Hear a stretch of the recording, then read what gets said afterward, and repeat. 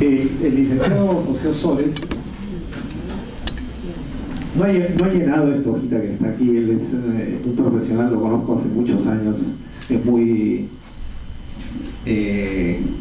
modesto, diría yo. No le gustan mucho las presentaciones, pero yo lo tengo que presentar, por lo tanto tengo que hacerles saber la calidad del profesional que tenemos al frente, ¿no? Entonces, pues me voy a limitar a decir alguna de sus referencias. A ver, me permiten, por favor. Ah, correcto, sí. El licenciado Ozores es biólogo de formación, es radiobiólogo, tiene un grado de maestría, es profesor universitario, es profesor de la maestría en física médica, uno de los primeros profesores que tuvimos aquí en la maestría en física médica que el IPEN desarrolla conjuntamente con la UNI. Él dicta la materia de radiobiología precisamente, y por supuesto tiene muchos años de experiencia trabajando en protección radiológica ambiental también y en radioecología también. Es un profesional de vasta experiencia en la protección radiológica ocupacional y ambiental.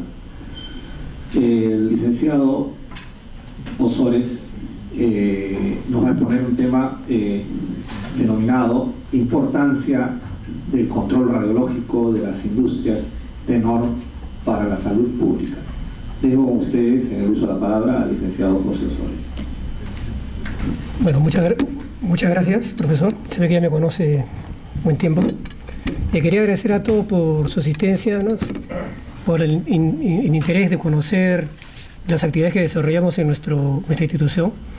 Y el tema que les voy a tratar es un tema, digamos, un tema más orientado a la parte ambiental, ¿no? Hemos visto muchos aspectos de normativas, regulaciones, ¿no? Se han hablado de fuentes selladas, etcétera, pero existen elementos radiactivos naturales que se encuentran en nuestro medio, en las industrias, en nuestras casas, etcétera, y que si bien constituyen un pequeño problema ambiental, no por eso deja de ser importante. Entonces, en este caso, voy a tocarles un tema muy importante desde hace unos 10 o 15 años que ha sido considerado, cosa que en nuestro país no ha sido considerado todavía, que es la importancia del control de estos productos TENOR. Y dentro de la presentación vamos a hablar de 3 aspectos. ¿Cuál es el impacto radiológico de estos productos?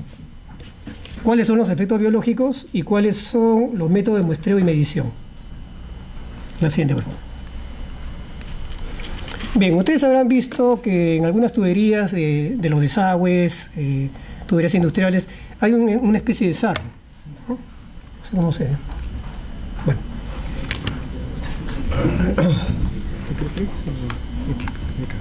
Gracias. Ustedes han visto esta especie de sarro que se encuentra en las tuberías, y por eso cada cierto tiempo se sacan estas tuberías y se reemplazan por otras nuevas. Y estas tuberías son enviadas a las chatarras, ¿no?, a las chatarrerías, a las fundiciones, y se elaboran, por ejemplo, fierro de construcción o algunos otros productos que son utilizados para la construcción de casas. Este sarro que vemos acá, o incrustaciones, como dicen en otros países, contiene una gran cantidad de elementos radioactivos naturales. Hay una gran concentración, principalmente de radio 226. Entonces, si yo agarrara uno de estos tubos y los colocara en un detector, encontraríamos que vuelan los niveles de radioactividad. ¿Por qué? Porque acá hay mucha concentración de radio, ¿correcto? Entonces, esto viene a ser un problema de salud pública que no ha sido considerado en nuestras normativas. La siguiente, por favor. Entonces, ¿qué cosa es NOR y qué cosa es TENOR? El término NOR, que van ustedes a encontrar en Internet, habla sobre la ocurrencia natural de materiales radioactivos. Ejemplos de productos NOR. En la zona de Macusani, en Puno, ¿no?, vamos a encontrar algunas anomalías donde encontramos grandes cantidades de uranio. Ahí hay una gran concentración, una gran acumulación de material radioactivo, no solamente uranio, sino el producto de decaimiento del uranio, como son el radio, el polonio, torio, etc. Entonces, esa es una zona donde ocurre una concentración de material radioactivo. Si este material radioactivo es arrastrado por los ríos a través de sedimentación, vamos a encontrar niveles interesantes, ¿no?, de radioactividad, pero esos son productos NOR. La diferencia con el término TENOR, ¿no?, es que estamos hablando de productos NOR tecnológicamente enriquecidos. Hemos visto anteriormente, en el caso de las tuberías, esas incrustaciones, eso se debe a, ¿qué? A la tecnología que nosotros hemos desarrollado para perforar pozos, transportar agua, transportar petróleo u otros elementos, en donde se van acumulando estos elementos, estos componentes radioactivos. En el caso de la separación en minería, ¿no? Por diferentes métodos químicos, existe también una concentración. Los relaves que encontramos dispersos en varias zonas de nuestro país tienen grandes contenidos de productos TENOR. Entonces, el objetivo de esta exposición es presentar un panorama general sobre la importancia de los productos TENOR, con la intención de que ustedes puedan a futuro desarrollar investigaciones en este tema, ¿no? Porque no es difícil, no necesitamos grandes equipamientos, no necesitamos grandes tecnologías para poder realizar estos estudios. La siguiente, por favor. Bien, dentro de los productos NOR que encontramos en la naturaleza existen 4 importantes. El potasio 40, que se encuentra también en forma natural en nuestro organismo. El uranio 238, que decae en todos estos elementos radioactivos. El uranio 235, que también decae en estos de acá. Y el torio 232. Estos 4 elementos, uranio, potasio, torio y el uranio 235, son los que se consideran como elementos o productos NOR. Todos los hijos, todas las hijas de estos elementos también son productos NOR, pero parten, ¿no? de un radionuclido madre, como podríamos indicar. La siguiente. Entonces, ¿dónde encontramos productos NOR? Productos NOR encontramos en todas partes. Aquí vemos que en todos los materiales vamos a encontrar estos elementos. Aluminio, cobre, en yeso, hierro, circonio, etc. Vamos a encontrar estos elementos radioactivos. Igualmente en otros procesos como por ejemplo la fabricación de celulosa, cerámica, en las fundiciones, ¿no? En la materia de construcción, en electrónica, en todas partes vamos a encontrar productos NOR. Incluso las pantallas, estas pantallas de computadora también tienen ciertos elementos radioactivos. La siguiente.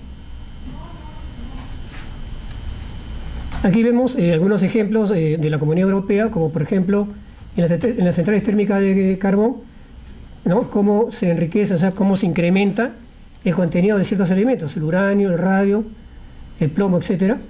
¿No? Podemos ver de que, por ejemplo, el plomo 110 se incrementa hasta en 120 veces, ¿no? Con respecto al carbón original. Y vamos a encontrar de que en algunos países ya han identificado concentraciones en estas cenizas, ¿no?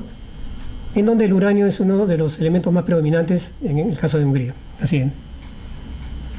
En nuestro país no sabemos qué pasa, no sabemos qué pasa en las centrales térmicas, ¿no? Que están trabajando permanentemente para producir electricidad. También en el tratamiento de aguas potables, ¿no? Sabemos que se tienen que separar todos los lodos, todos los sedimentos para poder tener el agua potable, y estos lodos generalmente son ricos en aluminio y en fierro. También van a presentar concentraciones interesantes de elementos radioactivos. La siguiente. En el caso del petróleo y gas, que es uno de los problemas más importantes que se han identificado en la región, ¿no? Más que la minería, ¿no? La misma extracción, o sea, el hecho de colocar la tubería y extraer este petróleo, también va a extraer estos elementos radioactivos. La siguiente. Y por efecto de ciertos efectos, como por ejemplo el cambio de temperatura, el cambio de presión, etc., origina de que estos elementos se queden adheridos a estas tuberías. Y vamos a encontrar, ¿no? Valores con orden de 100 becquerelos por gramo, ¿no? en ciertas tuberías, y en otras hasta de 10 becquerelos por gramo. Que uno dirá, bueno, no es importante, pero si estamos hablando de una tonelada, multipliquen esos 10 becquerelos por una tonelada, vemos que es una actividad muy interesante. Así.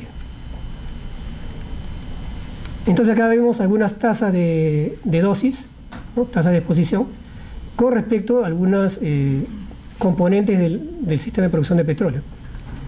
¿Esto qué quiere decir? Si yo soy un trabajador, ¿no? Estoy caminando por acá y me apoyo, por ejemplo, en una tubería, me puedo descansar, digamos, en una tubería acá, estoy recibiendo una dosis que yo no debería recibir. ¿Por qué no debería recibirla? Porque soy público, no soy una persona ocupacionalmente expuesta, como el caso de las personas que trabajan con radiaciones. Entonces, estas personas están recibiendo cierta dosis de radiación sin darse cuenta, dentro de la fábrica, dentro de una instalación. La siguiente. Bueno, aquí tenemos también algunos otros componentes que van a presentar diferentes grados de radioactividad, ¿no? Los residuos de petróleo, las cerámicas, los fosfoyesos, los fertilizantes fosfatados, que en estos Últimos días se está viendo la forma de explotarlos. La siguiente. Aquí vemos también diferentes concentraciones de elementos radioactivos, ¿no?, para diferentes tipos de componentes. Incluso el agua también tiene material radioactivo. De igual manera, todas las construcciones, nuestras casas, que están compuestas de cemento, ladrillo, fierro, etcétera, van a tener también ciertos niveles de radio, ciertos niveles de torio. Estos son valores, repito, de la Unión Europea. En nuestro país todavía no se han desarrollado estos trabajos. Sí, sería interesante conocerlos. Así es. Aquí también tenemos otra muestra de radionucleidos, ¿no?, para cortezas, astillas, para agua, ¿no? La siguiente. Y en el caso de la producción del fosfoyeso o de la roca fosfórica, ¿no?, que se utiliza para fertilizantes, ¿no?, vemos que también hay incrementos de uranio, de radio, de plomo. Y cuando nosotros tenemos ya digamos, el fertilizante listo, tiene una mayor concentración de radio. O sea, hay una acumulación de radio en este fertilizante. Entonces, este radio que está incorporado al fertilizante, agarramos nosotros el fertilizante, cultivamos, ¿no?, nuestros campos agrícolas, y este radio, a través del mismo radio o algún producto de desintegración del radio, va a ser incorporado en las plantas. La siguiente. ¿Y cuáles son los efectos biológicos de estos productos? Dos tipos, ¿no?, que es conocido. Por exposición externa, repito, yo me puedo parar al lado de una tubería, al lado de una instalación, y recibir una dosis de radiación, o por incorporación. Puede ser el radón, que tanto se ha hablado, o puede ser también en una minera, por partículas que van a ingresar a nuestro organismo a través de las vías respiratorias, ¿no? La siguiente. Y dentro de los efectos que vamos a encontrar tenemos dos efectos, ¿no? El ICRP reconoce dos efectos biológicos debido a las radiaciones. Uno son los efectos determinísticos, en donde van a ser, como dice su nombre, están determinados por una dosis umbral. Es decir, que a partir de una dosis determinada se produce ese efecto, ¿no? Y a medida que yo voy incrementando la dosis, ¿no?, el daño, la severidad del efecto se va incrementando. Por ejemplo, a una dosis determinada se me cae el pelo, una depilación parcial, ¿no? Después de un tiempo puedo recuperar. Pero si yo recibo mayor dosis, esa depilación ya va a ser permanente. Si recibo una mayor dosis, esa depilación puede ser tan crítica que incluso puedo perder piel, no solamente pelo. Entonces, estos efectos determinísticos no van a producir efectos, ¿no?, los productos TENOR. Repito, los productos NOR, que son productos que van a emitir bajas dosis, no producen efectos determinísticos, como ocurre, por ejemplo, con una fuente radioactiva sellada, que se ha hablado anteriormente, o como un material radioactivo de alta actividad. La siguiente. Entonces, estos efectos que vamos a ver acá, que mucha gente se asusta cuando ve los accidentes radiológicos, no se van a dar por efecto de estos productos TENOR. Repito, esto se da por efecto de fuentes radioactivas de alta intensidad. Así es. Lo que sí puede producir los productos TENOR son efectos llamados estocásticos, que en otro término podríamos decir que son efectos probabilísticos. Entonces, estos van a estar determinados por la probabilidad de ocurrencia. ¿Esto qué quiere decir? Que si yo incremento la dosis, lo que se va a incrementar es la probabilidad de ocurrencia.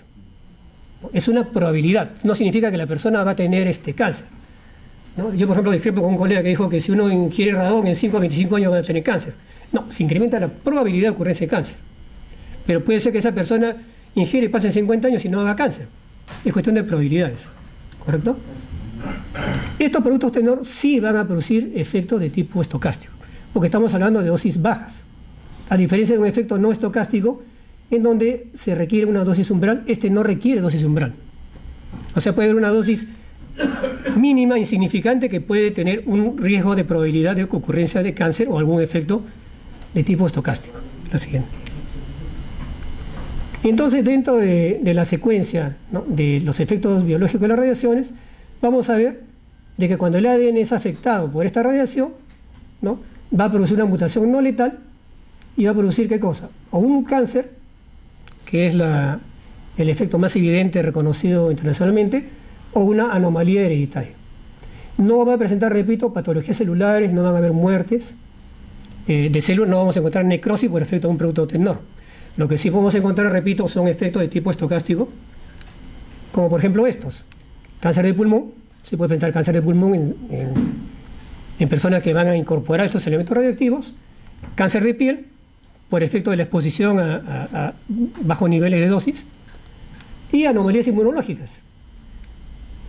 Con respecto a anomalías inmunológicas, el ICRP, que es la Comisión Internacional de Protección Radiológica, ya ha definido que no solamente debemos de tratar de buscar ocurrencias de cáncer radioinducido, sino que también hay efectos de baja dosis que van a producir disminución del sistema inmunológico, tipo de estrés, problemas de presión arterial, de hipertensión y muchos otros efectos, que si bien no pueden ser cuantificados hasta ahora, pero hay una sospecha que bajas dosis están produciendo un incremento de estos niveles, de estos problemas, ¿no? La siguiente. También con respecto al cáncer de pulmón, bueno, mi colega que habló sobre el radón, ¿no?, nos indicó que el radón ingresa a los pulmones, y si bien el radón es un gas noble, es un gas noble que no puede ser retenido en los pulmones. Cuando el radón ingresa a los pulmones, no se retiene en los pulmones. Lo que pasa es que durante su trayecto entre ingresar y salir, ¿no?, muchos átomos de este radón van a decaer. ¿Y van a caer en qué? Van a caer en el polonio 210, en el plomo 210. Estos elementos sí son retenidos por los alveolos pulmonares. Y los alveolos pulmonares se caracterizan porque no tienen la capa térmica que tenemos nosotros acá en la piel que nos puede proteger. ¿Correcto? Es tejido vivo, o sea, es tejido altamente radiosensible. Y considerando que el polonio 210 y el plomo 210 son elementos emisores alfa, se emiten partículas alfa, esta partícula tiene una alta transferencia lineal de energía. Por lo tanto, el daño que va a producir en la célula es mucho mayor que si fuera un emisor gamma o un emisor beta. Entonces, el riesgo de producción de cáncer en los pulmones es mucho mayor. Pero, como vamos a ver en un cuadro posterior, no es tanto el radón el que va a producir un problema en las personas que trabajan en minas o en las personas que trabajan con material radioactivo natural, sino son las partículas. Ustedes saben que cuando nosotros incorporamos aire a los pulmones está ingresando gases, caso de radón, agua, ¿no?, con la humedad, y también algunas partículas. Estas partículas pueden tener radio o pueden tener algún otro elemento radioactivo que se van a incorporar y ya no salen para nada, ya no salen de los pulmones y van a seguir emitiendo esta radiación.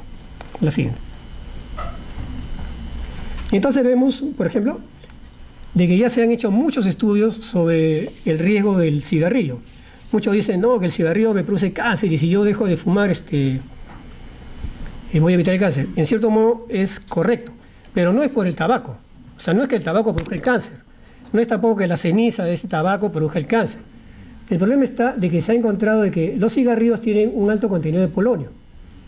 Entonces, cuando ingresa este humo y queda en nuestros pulmones, también queda este polonio 210. Y ese polonio 210, en combinación con el tabaco, con estos humos, incrementan el riesgo de ocurrencia de cáncer. Repito, no solamente por el tabaco, sino también por la presencia de estos elementos radioactivos. Y acá vemos, ¿no?, aquellas personas que fuman entre una a media cajetilla están recibiendo aproximadamente 300 radiografías de tórax por año, ¿no? O sea, si yo me fumo una cajetilla es como si estuviera recibiendo 300 radiografías de tórax en un año. O sea, imagínense la dosis. Y aquellas personas que fuman todos los días una cajetilla, ¿no?, su riesgo es mayor. No le va a producir cáncer, pero, repito, su ocurrencia, su probabilidad de ocurrencia de cáncer se incrementa. Por eso muchas personas que ustedes dirán, bueno, fuman toda su vida y no tienen cáncer. Es cierto, es cuestión de probabilidad. ¿Correcto? La siguiente, por favor. Bien, aquí vemos algunos resultados sobre los contenidos de plomo 210 y polonio 210 en diferentes cigarrillos de estos países, ¿no? Vemos que más o menos tienen estos rangos, ¿no? La siguiente. Japón hizo un estudio más completo y también tiene unos rangos aproximados entre 10 y 20 milibecquerelios por gramo. En nuestro país todavía no hemos hecho estos trabajos, sería interesante poder hacerlo para ver cuál es el riesgo, ¿no?, asociado a estos cigarrillos que se distribuyen en nuestro país. La siguiente.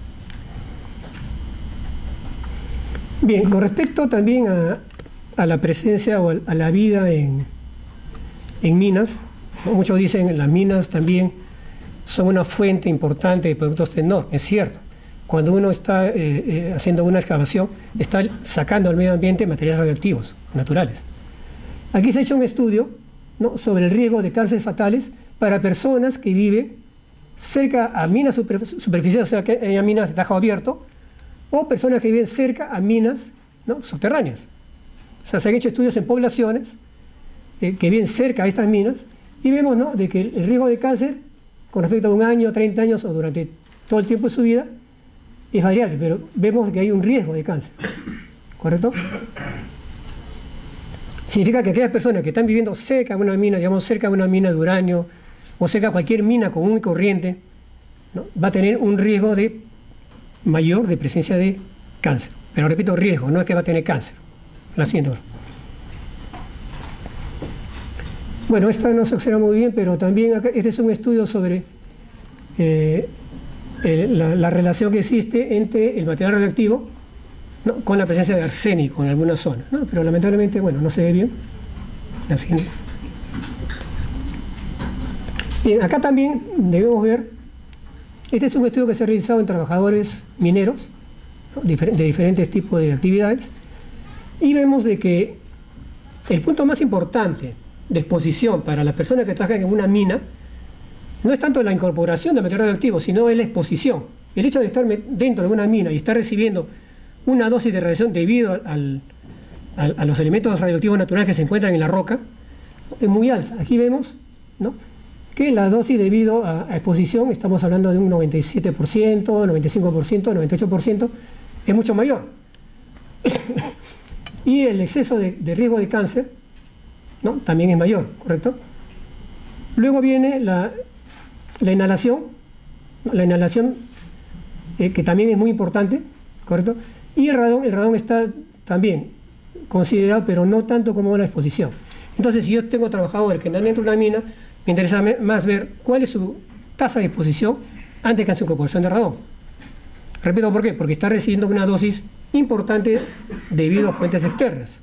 La incorporación de radón puede ser secundaria, dado que es más importante evaluar la cantidad de polvo que está incorporando. Ustedes saben que en una mina hay mucho movimiento de polvo. Este polvo entra a los pulmones, repito, no sale y tiene grandes contenidos de radio, no de radón, ¿no? Y este radio va a estar produciendo daño a las células. Lo siguiente. Bien, acá tenemos también un riesgo con respecto a las exposiciones, ¿no?, y las concentraciones de radio en el suelo.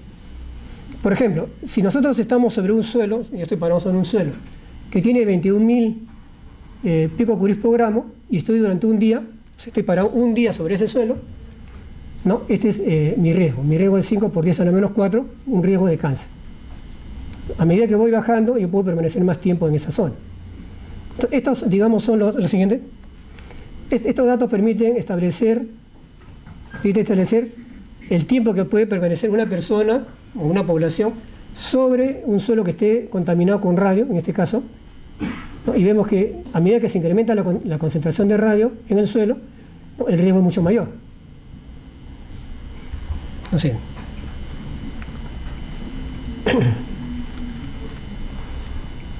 Bien, aquí vemos dosis efectiva por diferentes tipos de suelos, ¿no? Vamos a encontrar dosis en suelos de diferentes suelos, techos, paredes, etcétera, materiales de construcción, ¿no? Y va a depender de qué material se está utilizando, ¿no? Y en función al material que se está utilizando, nosotros podemos determinar la dosis que está recibiendo la persona. En estos momentos nosotros no sabemos qué dosis estamos recibiendo en esta habitación. ¿Por qué? Porque no conocemos cuáles son las concentraciones de los elementos que se encuentran dentro de estas paredes. Otro aspecto importante para considerar en el estudio de los productos TENOR es el índice de riesgo radioactivo. El índice de riesgo radioactivo no se da en función a todos los elementos, se da en función a 3 elementos, ¿no? Aquí vemos al radio, al torio y al potasio. Entonces se establecen los índices de riesgo relativo para diferentes materiales de construcción, para diferentes suelos o para diferentes ambientes. Aquí hay diferentes índices de riesgo radioactivo, ¿no?, para estos países, en la siguiente, y para otros países que no son la Comunidad Europea, el más cercano que es Brasil, tenemos un índice de riesgo radioactivo en donde el potasio es el que mayor riesgo o mayor influencia tiene, ¿no?, en este índice, con 4.810. Gracias.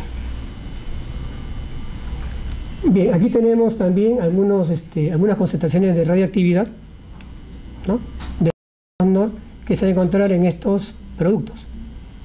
Repito, esto vamos a encontrar en la Comunidad Europea. En Sudamérica no tenemos mucha información, solamente en Brasil han realizado algunos estudios, pero no se tienen avances sobre estos productos. Lo siento. Con respecto a los métodos de muestreo y detección, tenemos dos métodos: los métodos directos, que permiten medir en tiempo real los niveles de radiactividad, y los diferidos, que permiten acumular los niveles de radiación. ¿Por qué? Porque cuando yo tengo bajas actividades, si yo agarro un monitor y la sensibilidad no es tan buena, no voy a poder medir el nivel de actividad. Necesito, digamos, ir incorporando, ¿no?, y acumulando esa radiactividad. La siguiente. Bueno, este es el AlphaWAR, ¿no?, que se está utilizando acá también en nuestro país para medir los niveles de radón, ¿no?, en tiempo real, ¿no? Esto ya lo han visto en la exposición de radón. La siguiente. Este es el Pylon, ¿no?, que también utiliza las cámaras de sulfuro de zinc, pero acá simplemente me permite medir el número de cuentas, el número de partículas alfa que están ingresando a la cámara. La siguiente. Y lo más importante desde mi punto de vista es utilizar monitores de radiación, identificar